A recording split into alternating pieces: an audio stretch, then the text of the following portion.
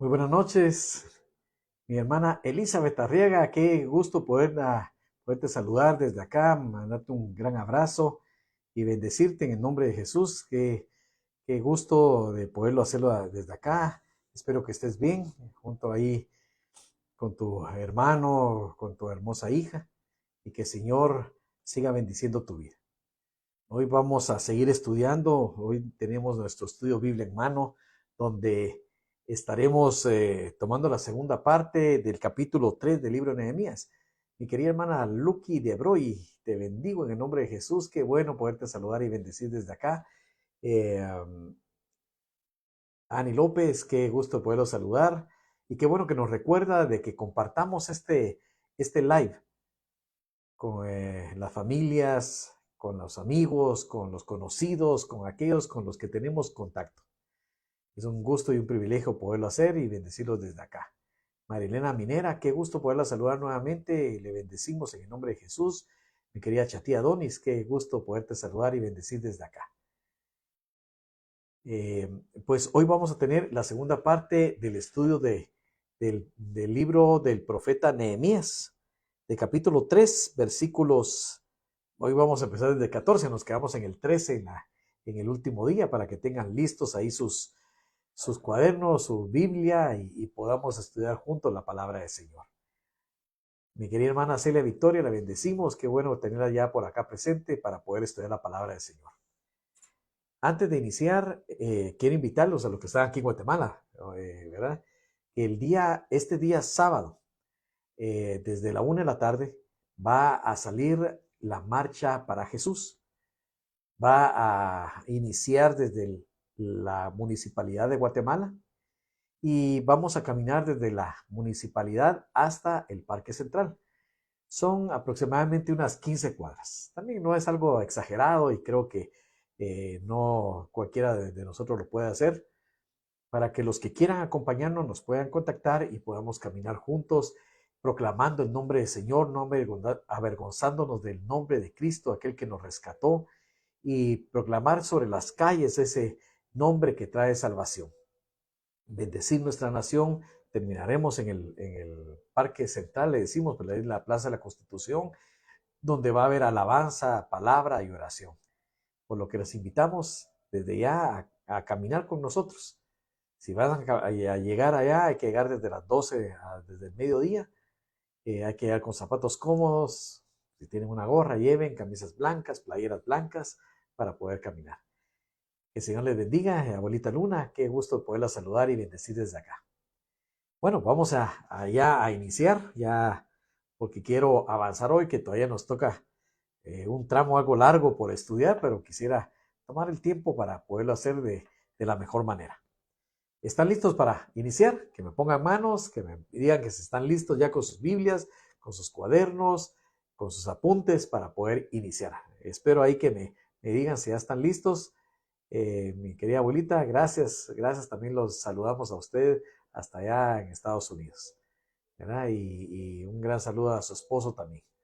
Pues bueno, les pregunto, ¿están listos? ¿Ya están con sus Biblias en mano? Muy bien. Ani López me dice que ya está lista. Espero a alguien más que me diga que está listo para que podamos iniciar ya el estudio. Mi hermana Elizabeth también. Muy bien, qué bonitas sus manitas. Pues estamos listos para iniciar.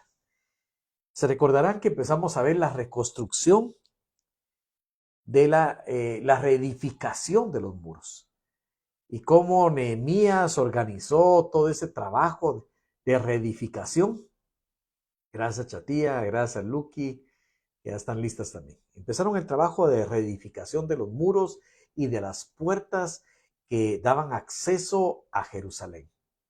Un trabajo arduo, pero que Nehemías, como un siervo de Dios, lo organizó de tal manera que cada quien tuvo una parte para trabajar y él mismo estaba listo para hacerlo.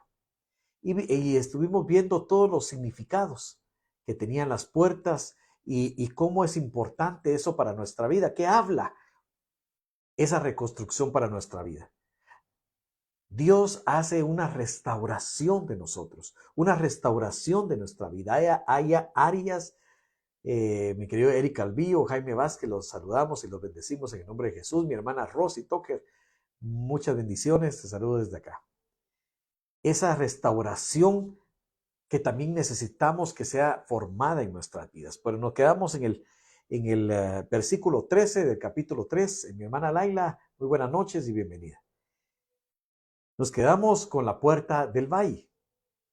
Me dicen los que estuvieron en el estudio anterior o los que lo vieron por diferido, si se recuerdan acerca de la última puerta que vimos y se recuerdan el significado que le dimos a la puerta del valle.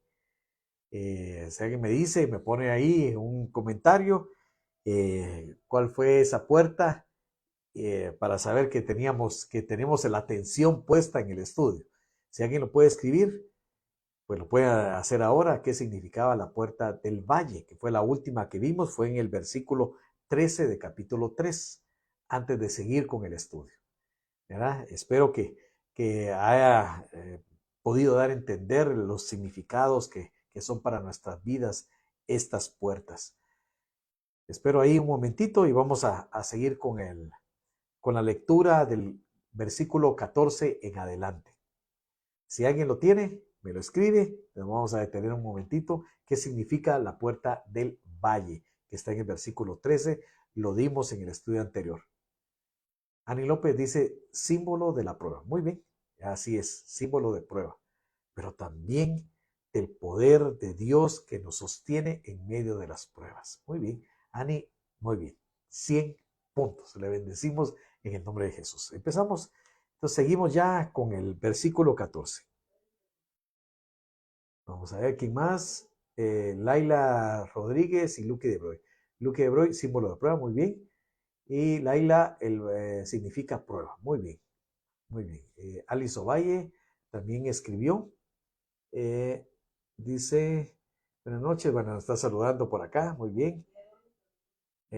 Muy bien. Y Chatía, muy bien, prueba. ¿Estamos bien? Ani López, restauración.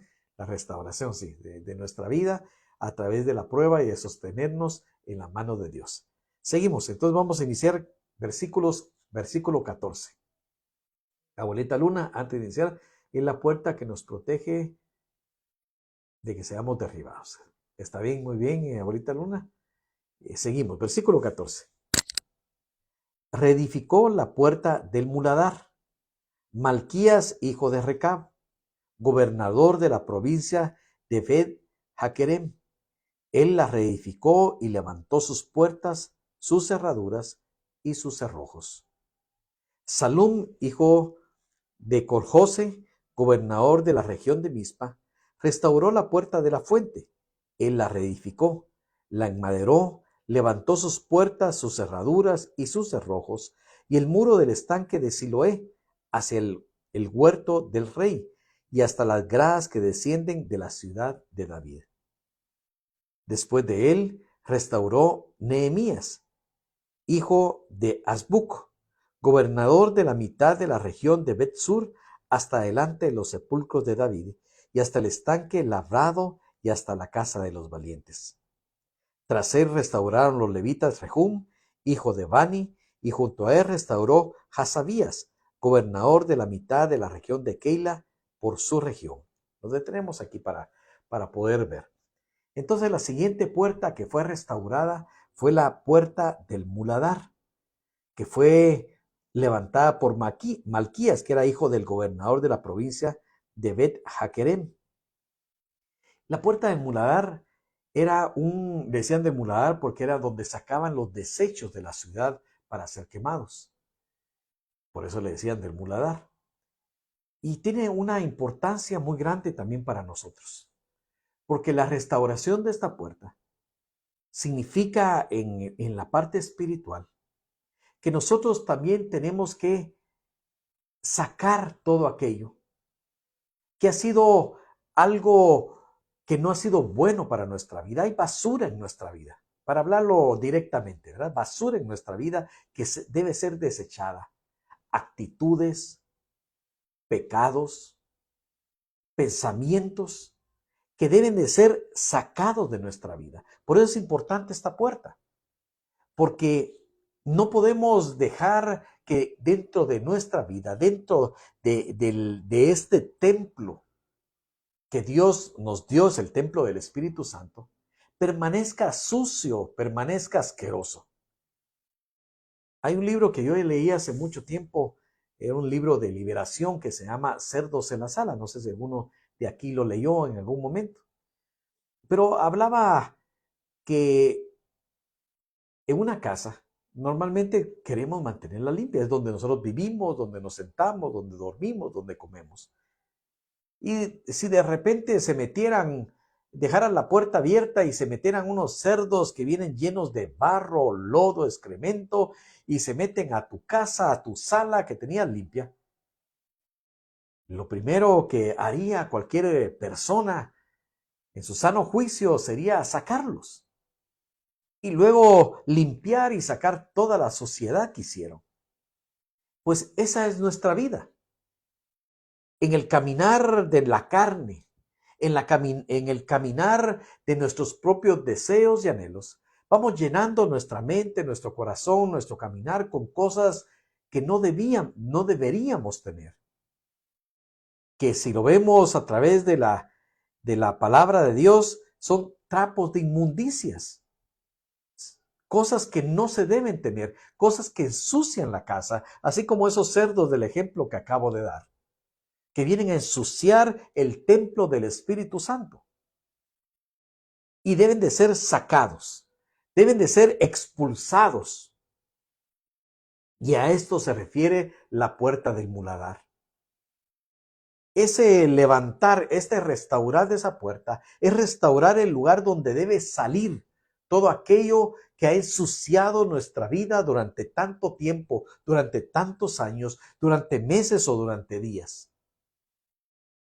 Hay pensamientos que son recurrentes, pero recurrentes para mal. Pensamientos obsesivos, pensamientos de soledad, pensamientos de lujuria, pensamientos de tristeza, pensamientos de ansiedad, cosas que se vuelven cadenas y que ensucian nuestro caminar, que deben ser despojados y quitados de nuestra vida. Y eso significa esta puerta del muladar. Hay que echarlas fuera de nuestra vida. No podemos vivir con el templo del Espíritu Santo en sucio y ensuciado y mantenido sucio para siempre.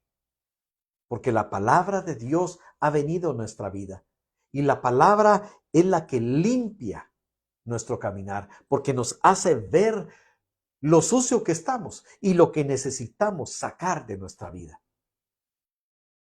Seguimos entonces aquí. Entonces pasamos de la puerta de muladar y seguimos al capítulo, al versículo 15. Dice Salum, hijo de Coljose, gobernador de la región de Mizpa, restauró la puerta de la fuente. Él la reedificó, la enmaderó, la levantó y levantó sus puertas, sus cerraduras y sus cerrojos, y el muro del estanque de Siloé, hacia el huerto del rey y hasta las gradas que descienden de la ciudad de David. Aquí nos habla de la puerta de la fuente. Esa puerta daba hacia el estanque de Siloé. El estanque de Siloé era un depósito de agua en Jerusalén, era una especie de piscina, podríamos decir hoy, pero realmente era un estanque. Era un estanque con agua que podía surtir a la ciudad de Jerusalén en caso de necesidad.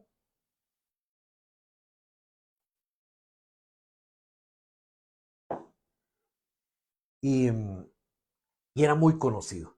Nosotros lo reconocemos, creo que todos hemos escuchado del estanque de Siloé, porque se hizo muy famoso el estanque por el milagro que se dio en ese lugar, por el milagro de sanidad que nuestro Señor Jesucristo hizo de un ciego.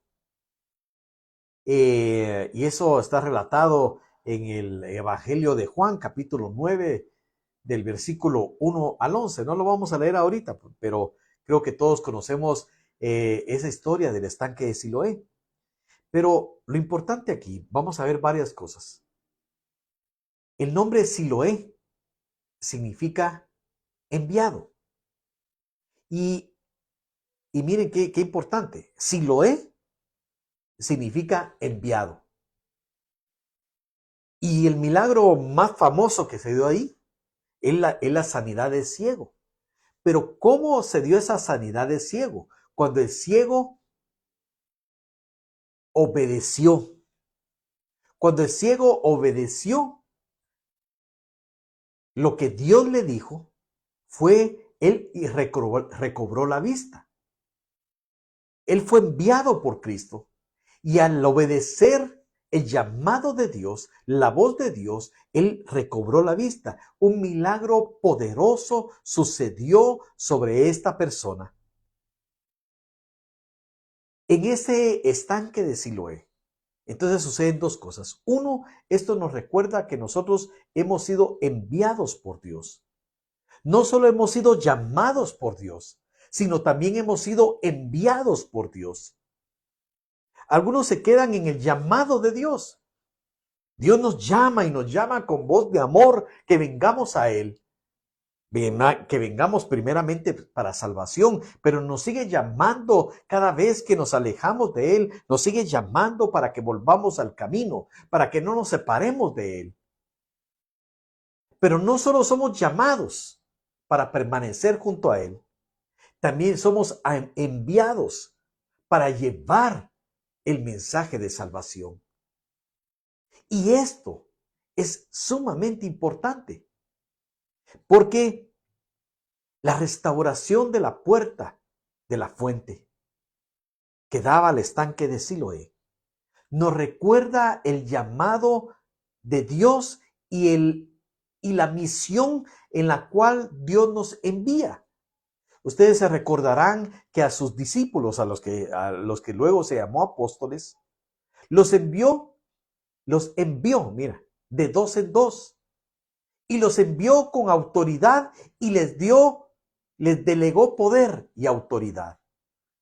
Y ellos sanaron enfermos, echaron fuera demonios y regresaron gozosos de la misión a la que Dios los había enviado por medio de Jesucristo. Pues tú y yo tenemos que recordar eso. Esta restauración de esta puerta nos recuerda que tenemos una misión, que no nos olvidemos de la misión. Cuando un soldado lo envía a una misión al extranjero, por ejemplo, en la Segunda Guerra Mundial, en el día D, se le conoce el día D, los aliados tenían una misión: tomar las costas de Europa, hacer una invasión en Europa, para poder retomar Europa y llegar luego hasta Berlín, que era la capital del enemigo.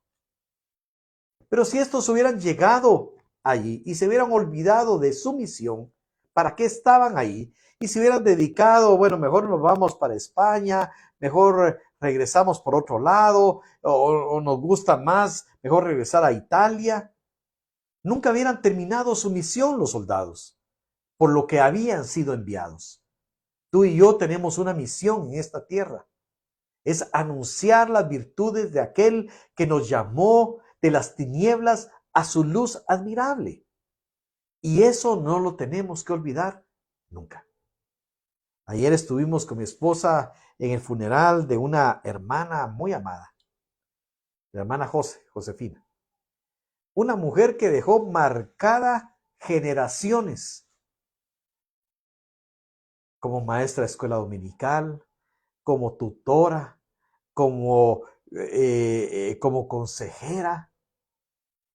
Marcó no solo a su familia, sino a muchas generaciones de creyentes, pastores que fueron enseñados por ella.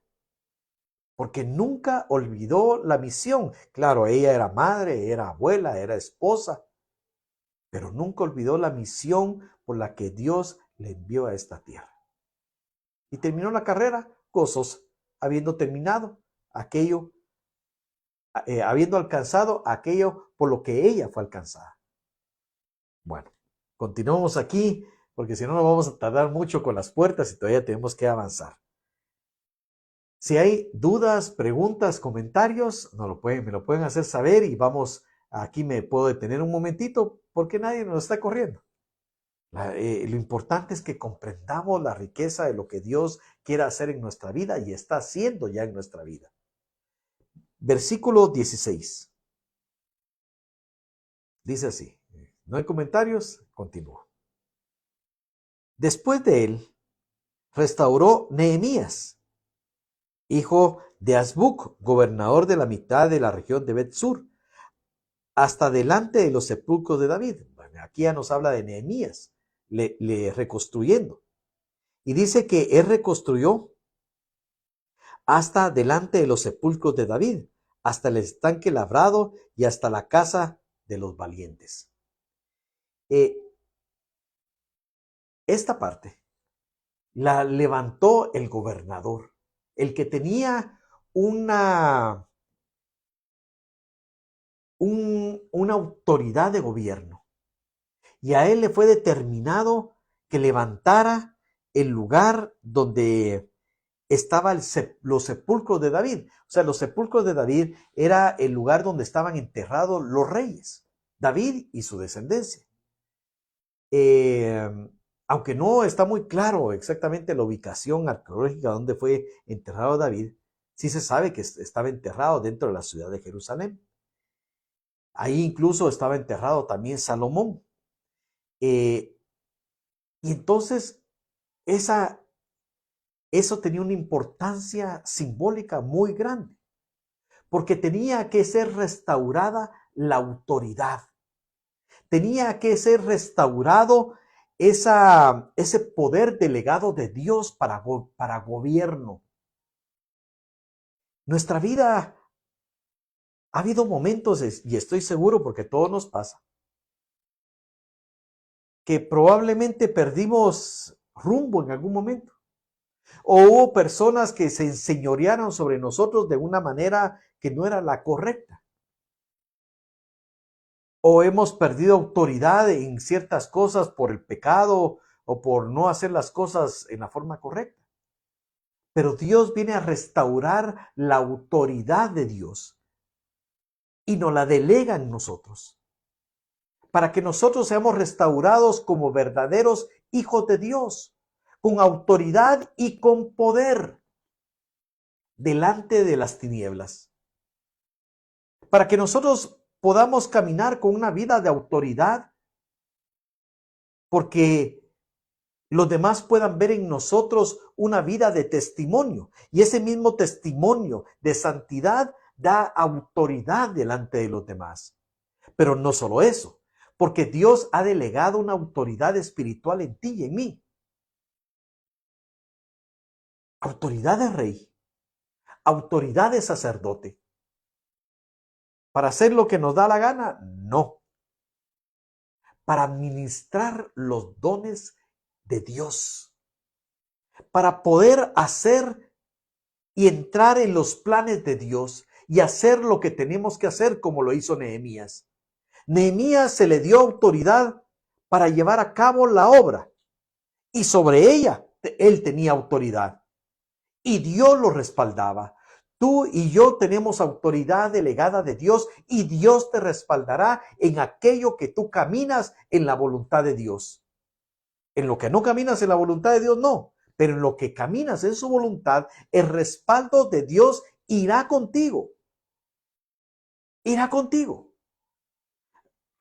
Un ejemplo muy básico, por ejemplo, yo les he comentado que nosotros con mi esposa y con otra pareja de pastores ayudamos a pastores ancianos que están en condiciones difíciles.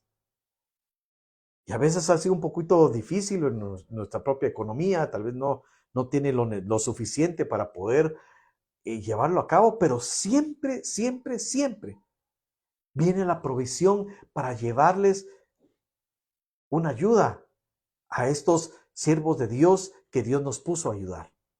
Siempre. Porque con el llamado viene la autoridad.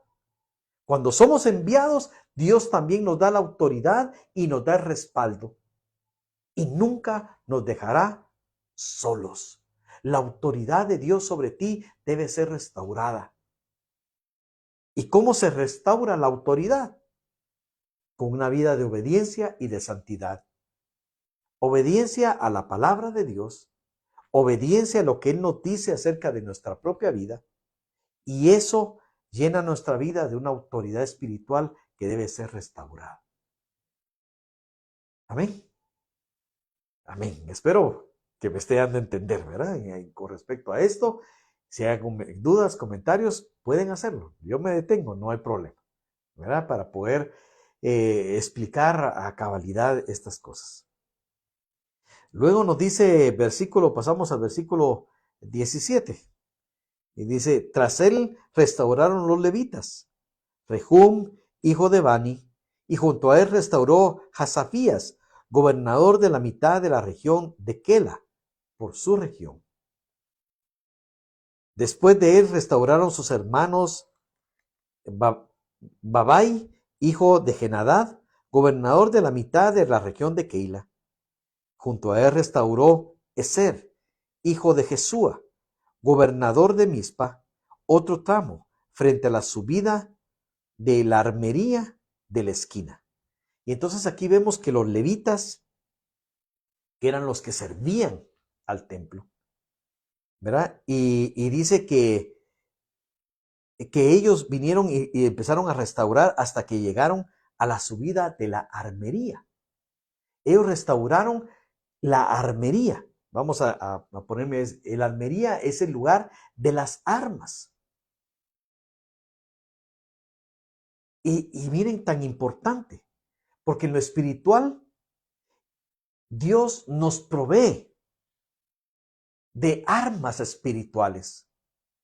Nuestras armas no son carnales, dice la palabra, pero son poderosas para la destrucción de fortalezas. Pero esto debe ser restaurado en nuestra vida. Porque Dios nos da armas espirituales. Eso es una armadura en un sentido espiritual, ¿verdad? Obviamente, eso lo podemos ver en Lucas 11, 21 y 22, para que apunten ahí y puedan buscar un poco con más detalle estos pasajes. La armadura de Dios, que a mí desde que empecé a trabajar y a servir en la obra, me enseñaron acerca de la armadura de Dios que está en Efesios 6, del 11 al 18. Y consiste en todas las virtudes que Dios nos da para recubrirnos y estar firmes ante las acechanzas de Satanás, como la verdad, la justicia y la fe. Las armas con que la que los creyentes debemos de revestirnos, para que cuando acabe todo, dice la palabra después en Efesios, nosotros podamos permanecer de pie. Que cuando acabe el ataque, nosotros permanezcamos como vencedores. Las armas de nuestra milicia, que no son carnales, deben ser restauradas en nuestra vida. Efesios, si quieren lo vamos a leer un momentito, así rapidito, para que lo tengamos claro. Efesios 6, del 11 al 18. Vamos a leer aquí Efesios 6, 11 al 18. Para que me puedan ahí acompañar la lectura. Desde el día lo voy a leer. Por lo demás, hermanos míos, fortaleceos en el Señor y en el poder de su fuerza. Vestíos de toda la armadura de Dios para que podáis estar firmes contra las acechanzas del diablo. Porque no tenemos lucha contra sangre y carne, sino contra principados, contra potestades, contra los gobernadores de las tinieblas de este siglo, contra huestes espirituales de maldad en las regiones celestes. Por tanto, tomad toda la armadura de Dios para que podáis resistir en el día malo, y habiendo acabado todo, estar firmes. Estad pues firmes, ceñidos vuestros lomos con la verdad, y vestidos con la coraza de la justicia, y calzados los pies con el apresto del evangelio de la paz, y sobre todo tomad el escudo de la fe, con que podáis apagar todos los dardos de fuego del maligno, y tomad el yelmo de la salvación y la espada del Espíritu, que es la palabra de Dios. Dios nos, a través del apóstol Pablo, nos habla de estas armas, de esta restauración del podernos revestir para poder resistir al diablo. Porque dice, para que podamos resistir en el día malo y habiendo acabado todo, estar firmes. Cuando venga el tiempo, el día malo, que habla la Biblia, nosotros tenemos que recubrirnos de toda esta armadura espiritual, obviamente, ¿verdad? Que como nos dice, ceñidos vuestros lomos con la verdad, diciendo siempre la verdad, aunque nos cueste. Y hablando de la verdad que es Cristo, vestidos con la coraza de la justicia.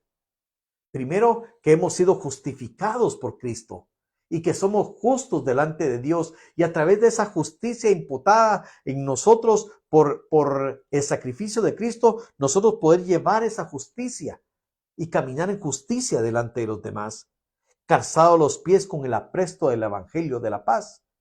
Y esto nos habla de nuestra constante vida de llevar la palabra de Dios donde cualquier persona. Y sobre todo tomar el escudo de la fe, porque sin fe es imposible agradar a Dios. Y dice, con esa fe podamos apagar todos los dardos de fuego del maligno. ¿Por qué? Porque el maligno nos va a venir a atacar. Y si tenemos destruida ese lugar, la armería que nos hablan en Nehemías, el lugar donde están las armas, el lugar donde tenemos que tomar esa armadura, ese escudo de la fe. Cuando vengan los dardos de fuego del maligno, no podremos defendernos. ¿Y de qué se refiere eso? Los dardos de fuego del enemigo son pensamientos, son palabras, son acciones que hacen en contra de nosotros. Que si nosotros no tenemos la fe para aferrarnos a las promesas de Dios, para mantenernos de pie en nuestras batallas diarias, sucumbiremos. Pero Dios no los dejará, porque nos ha dado armas espirituales, y por eso habla Nehemías de ese punto tan importante de restaurar el lugar de las armas para apagar los dardos de fuego del maligno. Pero más dice, tomad el yelmo de la salvación, el yelmo es un casco. Nuestra mente debe estar recubierta de saber que hemos sido comprados con la sangre de Cristo y somos salvos. Dios nos salvó a través de Jesucristo de la destrucción eterna. Y cuando el diablo te quiera venir a arrancar de ese lugar, tenemos que estar seguros que estamos en la roca fuerte. Y dice, y sobre todo, y después dice, y tomen y la espada del Espíritu, que es la palabra de Dios. La única arma que es ofensiva, todas las demás son defensivas, es la espada. ¿Y qué es la espada? La palabra de Dios. Por eso es tan importante conocer la palabra, para que cuando venga el día malo, nosotros podamos declarar la palabra de Dios que sale y que rompe toda estrategia de Satanás que se levanta contra tu vida y contra los tuyos. Hay situaciones difíciles, hay situaciones incluso de juicios incluso naturales, de juzgados, que se levantan mentiras, que se levantan falsos, pero nosotros nos levantamos con la espada del Espíritu. Chismes, murmuraciones o palabras que quieran romper tu honorabilidad. Pero nosotros nos levantamos a declarar la palabra de Dios, que rompe toda estructura de mentira, la palabra de verdad, que quebranta la mentira. Esa es la espada del Espíritu, la palabra de Dios. Nosotros con la que podemos hacer retroceder las tinieblas que se levantan, hay veces como olas, es con la palabra de Dios. Esa es la espada con la que nosotros contraatacamos. Con lo demás nos defendemos. Tenemos que hablar verdad, tenemos que caminar en justicia, tenemos que mantenernos predicando la palabra y el evangelio de Dios. Saber que somos salvos por medio de la sangre de Cristo. Tener la fe para saber que todo esto que viene, que todo tendrá un fin porque estamos parados en las promesas de Dios y que Él nunca nos va a dejar, pero proclamar la palabra que hace retroceder las tinieblas. Amén.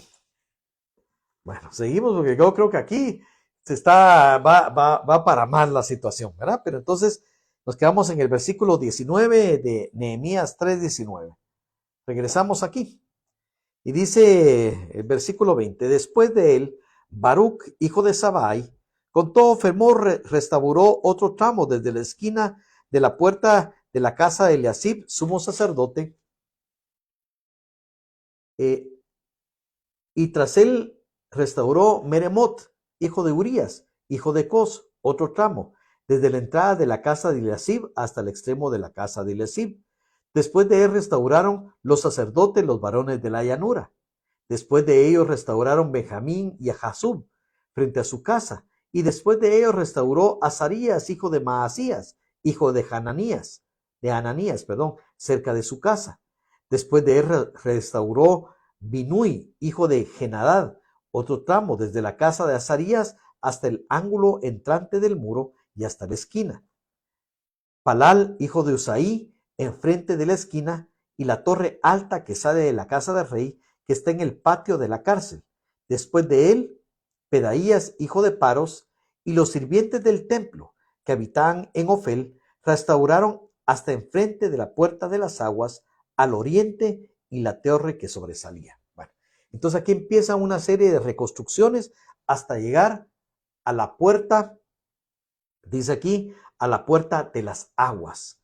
Miren, esta puerta de las aguas es sumamente importante, tanto para Israel en la historia como para nosotros en lo espiritual.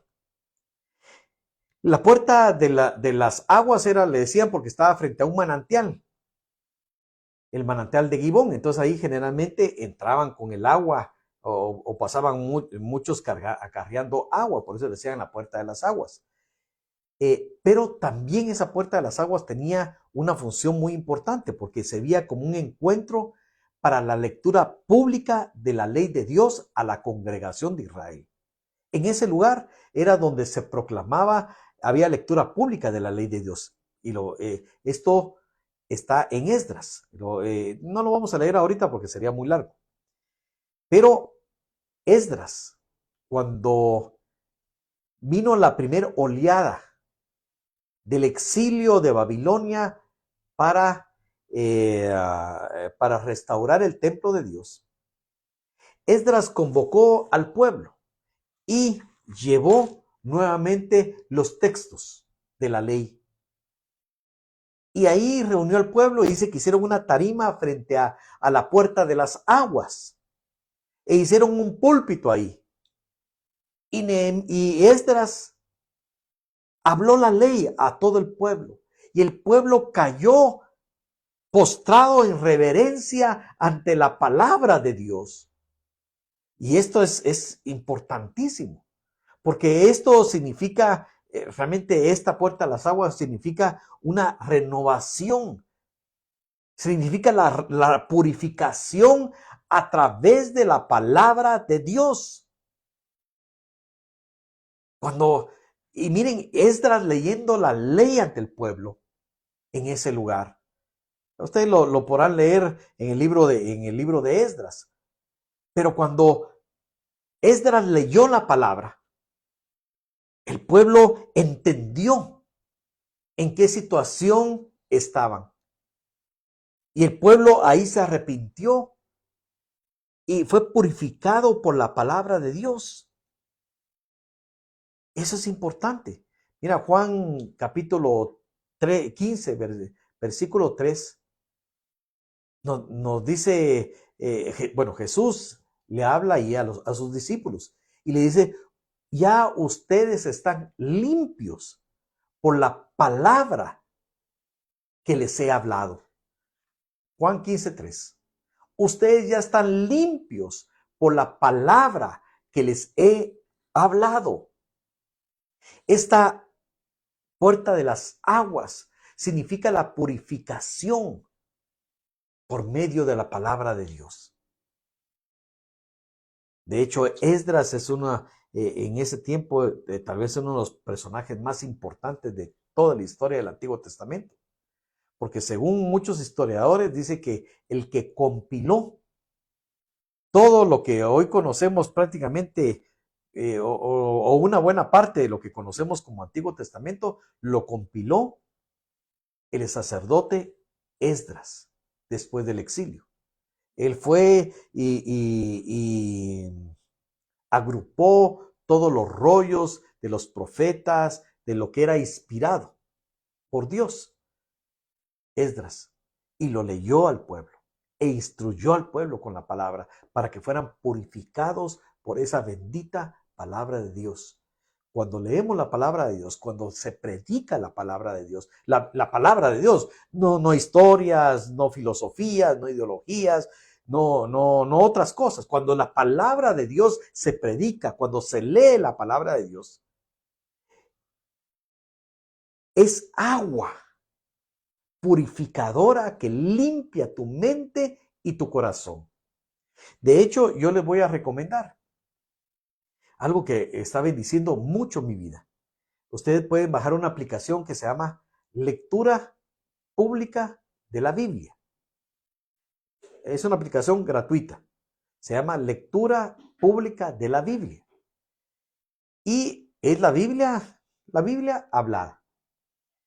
Pero me parece muy interesante. Hace poco, no se los había comentado, pero bueno, estuve en Cartagena de Indias, en Colombia, en una asamblea donde estuvieron los presidentes y los equipos de todas las alianzas evangélicas de América, y no solo de América, también había de España, y llegaron observadores también de las alianzas evangélicas de Italia, estuvo Puerto Rico e incluso Haití. Pero hubo una dinámica muy bonita. Antes de iniciar había muchas cosas que platicar, muchas cosas que conversar, lo que nos estaba hablando el Espíritu Santo, pero antes de iniciar todo, iniciamos con poner esta aplicación. La aplicación es una Biblia, y es una Biblia escrita, pero sobre todo hablada, pero me gustó mucho porque le daba la entonación, el énfasis adecuado a todo. Y entonces, ustedes imagínense, habían pastores de muchas nacionalidades, todos reunidos ahí con mucha experiencia, todos en silencio, escuchando únicamente la palabra de Dios. Y nos recordamos que así inició la iglesia, porque la iglesia no tenía toda la Biblia como la tenemos nosotros ahora. Y entonces, cuando había una iglesia, por ejemplo, Tesalónica, y tenía alguna situación, el apóstol Pablo le escribía la carta, llegaba, y ellos la recibían. Había una sola carta, y todos se reunían ahí, y alguien leía, y ellos escuchaban. Por eso dice la palabra, la fe viene por el oír, y el oír la palabra de Dios, porque ellos oían la palabra, y eso infundía fe. Entonces yo les invito también a que podamos oír la palabra, escuchar la palabra en prédicas, pero también la palabra de Dios. Miren, es un ejercicio muy bonito. Escucha un capítulo diario, es precioso. Yo lo estoy oyendo a las 5 de la mañana aproximadamente, entre 5 y 5 y media más o menos, en una porción, y me bendice mucho. Entonces, esta es la puerta de las aguas. Seguimos con el versículo, vamos a ver, de las aguas, bueno, 26 nos quedamos, de 27. Versículo 27, Nehemías 3:27. Después de ellos restauraron los tecoitas, otro tramo enfrente de la gran torre que sobresale hasta el muro de Ofel. Después, desde la puerta de los caballos, restauraron los sacerdotes, cada uno enfrente de su casa. Esta puerta de los caballos era porque era el acceso de los caballos y los carros. Ellos eran los que eran utilizados para el transporte y también para la guerra. Y los sacerdotes participaron activamente en la restauración de esta puerta, porque eso era muy importante, porque eso significaba que ellos estaban levantando el lugar por donde salían a la guerra, por donde entraban sus recursos. Mira qué importante es eso. Tus recursos, ¿de dónde viene el sostenimiento diario para tu vida? Para tu alimentación, para, todo, para los gastos de tu casa, la luz. ¿De dónde viene? ¿De un trabajo, de una bendición? ¿De dónde viene? Eso tiene que ser restaurado. Eso tiene que ser puesto en las manos de Dios. Eso tiene que tener la bendición de Dios. Por eso los sacerdotes se levantaron a restaurarlo. Y también es el lugar de la guerra, donde sale la fuerza, la potencia. Los que trabajamos y los que salimos, pero toda esa fuerza no tendría sentido o sería desperdiciada si no llevara la bendición de Dios. Por eso es importante tener la bendición de Dios sobre la provisión y sobre el esfuerzo que nosotros enfrentamos. No solamente ser fuerte, no solamente ser inteligente, no solamente tener capacidades, sino lo más importante es tener la bendición de Dios. Y eso debe ser restaurado en la vida de muchos, porque algunos pueden tener mucho ingreso y pueden también decir, pero ¿para dónde se me fue ese ingreso? O tener ingresos, pero no tener paz en el corazón. No solo se trata de ser inteligente para los negocios. Hay mucha gente inteligente, pero siempre está en problemas, siempre está en peleas, siempre está en situaciones complicadas. Lo que se necesita no solamente es el esfuerzo, no solamente, claro, el esfuerzo también es necesario, sino la bendición de Dios que viene como consecuencia de la obediencia a Dios. Pon tu provisión, pon tu esfuerzo en las manos de Dios para que sea bendito, para que sea prosperado, no solo multiplicado los recursos, sino también que con eso venga la bendición de Dios que enriquece y no añade tristeza con ella, que venga con ello paz, que venga con ello gozo, que venga con ello contentamiento. Por eso es importante levantar esta puerta. Luego, dice el versículo 29, ya vamos terminando. Después de ello, restauró Sadoc, estamos versículo 29 de capítulo 3 de Nehemías. Después de ello restauró Sadoc, hijo de Imer, enfrente de su casa. Y después de él restauró Semaías, hijo de Secanías, guarda de la puerta oriental. Miren, esta puerta oriental es tremenda. Esta fue restaurada.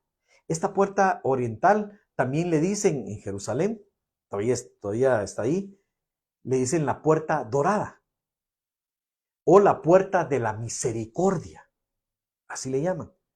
En hebreo le dicen Shahar, bueno, no sé si la pronunciación tal vez me falla un poco, pero Shahar Harajamim, que significa la puerta de la misericordia. Es la puerta oriental, pero le dicen la puerta dorada, y ahorita vamos a ver por qué, o la puerta de la misericordia. Esto estaba en la antigua muralla de Jerusalén. Esta es una puerta extraordinaria porque en Ezequiel 44, del 1 al 3, nos habla que por esa puerta entraría el Mesías a Jerusalén. Esa es la puerta donde el Mesías va a entrar a Jerusalén. Y vamos a leerlo, Ezequiel 44, 1 al 3. Dice la palabra de Dios. Ezequiel 44, 1 al 3. Me hizo volver hacia la puerta exterior del santuario, la cual mira hacia el oriente. Esa es la puerta oriental. Y estaba cerrada. Y me dijo Jehová, esta puerta estará cerrada, no se abrirá, ni entrará por ella hombre, porque Jehová, Dios de Israel, entró por ella. Estará, por tanto, cerrada. En cuanto al príncipe, por ser el príncipe, él se sentará allí para comer pan delante de Jehová. Por el vestíbulo de la puerta entrará y por ese mismo camino saldrá. Hay otra profecía con esta, pero solo con esta voy a tomarlo. Esa puerta, la puerta oriental, da hacia el monte de los olivos. Esa es la puerta por la que creen todos los estudiosos bíblicos que entró Jesús en su primera venida, cumpliendo la profecía de que por allí entraría Jehová. Miren qué tremendo. Esa es la puerta por la que entra Cristo a tu vida y a la mía. Y por esa puerta entró el Mesías, Dios mismo entró por esa puerta. Y dice que después estará cerrada, dice, porque Jehová entró por esa puerta y no se abrirá. Y miren, interesantísimo, porque en la historia nos dice que en el siglo XVI hubo un sultán otomano que para evitar, él sabía de esta profecía y sabía que el pueblo judío sabía que por esa puerta, aunque ya había entrado su Mesías, esa puerta el Mesías entraría, porque en su segunda venida, muy probablemente Cristo entrará por esa puerta a Jerusalén, porque viene del monte, primero va a posar sus pies en el monte de los olivos y entrará. Y el sultán otomano mandó a sellar la puerta para que no entrara el Mesías por esa puerta y liberara a Jerusalén. Y esa puerta está sellada hasta el día de hoy. Pero esa puerta en la segunda venida de Cristo se abrirá. Se partirá, dice que los montes enfrente del monte de los olivos. Y Cristo regresará a Jerusalén y entrará por esta puerta. Y esto es algo tan grandioso porque nos habla de la segunda venida de Cristo, para que tengamos esperanza, para que no nos olvidemos que Cristo, así como Cristo un día entró a nuestra vida, y ya tiene morada y habitación en nosotros. También un día Cristo volverá por nosotros y no tenemos que olvidar que Cristo volverá. Y esa espera tremenda en la que sabemos que Él vendrá primeramente por su iglesia en el rapto. Y ya sea que nosotros partamos con Él o Él vuelva por nosotros, pero Él volverá. Y volverá también a la tierra, juntamente con Él nosotros. Y entrará y cumplirá la promesa y entrará por la puerta oriental a Jerusalén.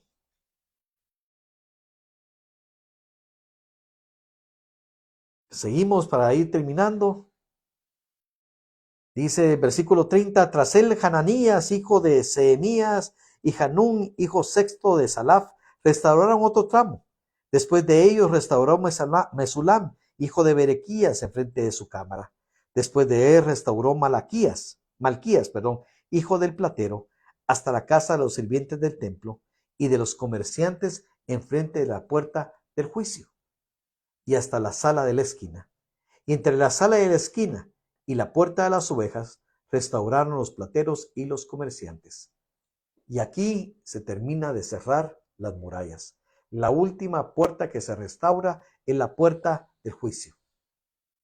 Era llamada la puerta del juicio porque era una de las entradas y salidas de la ciudad, donde se llevaban las relaciones comerciales. Generalmente ahí habían compras y ventas, pero también ahí había un puesto de inspección, donde revisaban la mercadería y donde miraban si las cosas venían bien y podían entrar. Y el término juicio en este contexto implica la inspección de la ciudad o la función legal de la puerta, que hay un juicio. Hay un juicio que ha de venir para el mundo. Hay un juicio que nosotros teníamos que recibir, pero que fuimos liberados, no porque fuimos exentos de pagar el precio, no es como los impuestos, que aquí en Guatemala hay multas y han habido lugares cuando han dado, no me recuerdo cómo es la palabra exacta, una especie de indulto, ¿verdad? Que ya no tienes que pagar la multa. No es así, porque nosotros sí teníamos que pagarlo y delante de Dios teníamos que pagarlo. Pero Cristo pagó por nosotros y llevó el juicio que correspondía a nosotros, el pago de los platos rotos de nuestra vida. Los pagó Jesús. Y ese juicio que ha de venir sobre la humanidad, ese juicio que se ha detenido sobre la humanidad, que muchos dicen que es tardanza de Dios para hacer justicia. No, es la paciencia de Dios y la misericordia de Dios, porque Él no quiere que ninguno se pierda, sino que todos procedan al arrepentimiento. Pero el juicio va a venir. Y los que no se acojan a la gracia salvadora de Cristo, recibirán ese juicio. Pero nosotros hemos sido liberados. Ahora ese lugar ya no es de juicio, es un símbolo de crecimiento espiritual, de restauración ante Dios. Representa que algún día tú y yo daremos cuentas al Señor de lo que hayamos hecho con lo que Él nos encomendó. Porque sí habrá un día de entregar cuentas, y eso sí tenemos que tenerlo muy claro. Va a ser el día del tribunal de Cristo. Ya no es un juicio de condenación, pero sí es un lugar para entregar cuentas. Por eso dice que muchos serán avergonzados, pero otros recibiremos, digo yo, ya incluyéndome allí, ¿verdad? Y espero que tú también te incluyas, coronas, premios y galardones. Podemos leer en Mateo 25, del 14 al 46, la historia de esto, pero voy a terminar leyendo Mateo 25, del 19 al 21. Porque va a llegar el tiempo de entregar cuentas. Después de mucho tiempo vino el Señor. Mateo 25, 19 al 21. Después de mucho tiempo vino el Señor de aquellos siervos y arregló cuentas con ellos. Y llegando el que había recibido 5 talentos, trajo otros 5 talentos diciendo: Señor, 5 talentos me entregaste. Aquí tienes, he ganado otros 5 talentos sobre ellos. Y su Señor le dijo: Bien, buen siervo y fiel. Sobre poco has sido fiel, sobre mucho te pondré. Entra en el gozo de tu Señor. Llegará el tiempo de las cuentas y la puerta del juicio nos habla de esto. Nos habla de que qué hemos estado haciendo con nuestra vida, qué hemos estado haciendo con nuestro tiempo. Aún toda palabra ociosa será tomada en cuenta. Pero ¿qué cuenta le llevaremos a Cristo cuando nos encontremos delante de su presencia y Él nos pregunte: ¿qué hiciste con lo que yo te di? ¿Qué hiciste con el don que yo te di? ¿Qué hiciste con ello? ¿O lo escondiste en la tierra únicamente? Y entonces serás avergonzado, porque al que escondió en la tierra el talento, ¿se recuerdan lo que le dijo su señor, el Señor? Quítenle aún lo que tienen y déselo al que tiene más. ¿Es injusto? No. Ese será avergonzado en el día que nos presentemos delante del Señor. Pero aquel que ha puesto su talento, su tiempo y sus dones al servicio del Señor, se le dirá lo que dice aquí la palabra: buen siervo, fiel. Espero que todos escuchemos esas palabras cuando lleguemos delante del Señor. Cuando hayamos restaurado los muros de nuestra vida, cuando y que dejemos que la restauración de Dios llegue y transforme nuestro caminar. Que todo este tiempo en la tierra, el tiempo que Dios nos dé de vida en esta tierra, nosotros lo aprovechemos para que Dios, a través de su Espíritu Santo, haga en nosotros la transformación que necesitamos. Que echemos fuera la basura, como vimos. Que seamos purificados por la palabra. Que caminemos en el Evangelio de Dios. Que nos revistamos de la armadura para batallar en contra de las tinieblas.